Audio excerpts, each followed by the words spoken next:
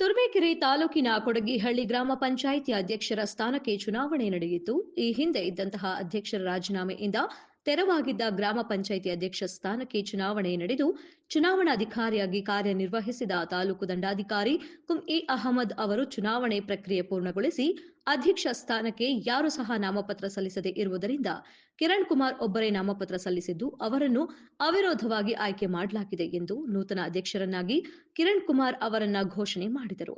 ಇದೇ ವೇಳೆ ನೂತನ ಅಧ್ಯಕ್ಷರನ್ನಾಗಿ ಘೋಷಣೆ ಮಾಡುತ್ತಿದ್ದಂತೆ ನೂರಾರು ಕಾರ್ಯಕರ್ತರು ಪಟಾಕಿ ಸಿಡಿಸಿ ಸಿಹಿ ಹಂಚಿ ನೂತನ ಅಧ್ಯಕ್ಷರಿಗೆ ಸೇಬಿನ ಹಾರವನ್ನ ಹಾಕಿ ಕುಣಿದು ಕುಪ್ಪಳಿಸಿದರು. ನಂತರ ನೂತನ ಗ್ರಾಮ ಪಂಚಾಯಿತಿ ಅಧ್ಯಕ್ಷ ಕಿರಣ್ ಕುಮಾರ್ ಮಾತನಾಡಿ, ಸರ್ವ ಸದಸ್ಯರ ಸಹಕಾರದಿಂದ ಅವಿರೋಧವಾಗಿ ಆಯ್ಕೆಯಾಗಿದ್ದೇನೆ. ಸರ್ವ ಸದಸ್ಯರ ಸಹಕಾರದೊಂದಿಗೆ ಕೊಡಗಿಹಳ್ಳಿ ಗ್ರಾಮ ಪಂಚಾಯಿತಿಯ ಸರ್ವತೋಮುಖ ಬೆಳವಣಿಗೆಗೆ ಶ್ರಮಿಸುತ್ತೇನೆ. ಈ ಗ್ರಾಮ ಪಂಚಾಯಿತಿಯನ್ನು ತಾಲೂಕಿನ ಮಾದರಿ ಗ್ರಾಮ ಪಂಚಾಯಿತಿಯನ್ನಾಗಿ ಮಾಡುತ್ತೇನೆ. ಜೊತೆಗೆ ಕುಡಿಯುವ ನೀರು, ಗ್ರಾಮ ನೈರ್ಮಲ್ಯ, ಚರಂಡಿ ಸ್ವಚ್ಛತೆ, ಬೀದಿ ದೀಪ ಸೇರಿದಂತೆ ಮೂಲಭೂತ ಸೌಕರ್ಯಗಳಿಗೆ ಹೆಚ್ಚಿನ ಆದ್ಯತೆ ನೀಡುತ್ತೇನೆ ಎಂದರು.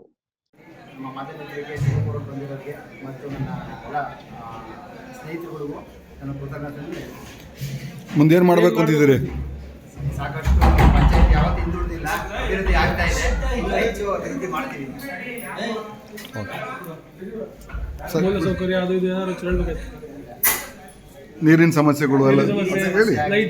ಡ್ರೈನು, ಚರಂಡಿಗಳು, ರೋಡ್ಗಳು ಮತ್ತು ಸೋಲಾರ್ ಲೈಟ್ಸ್ಗಳು ನಮ್ಮ PDO ಸಹಕಾರದಿಂದ ಎಲ್ಲರೂ ಮಾಡ್ತೀವಿ ಮತ್ತು ಸರ್ವ ಸದಸ್ಯರು ಇದಾಗಿ ಮಾಡ್ತೀವಿ.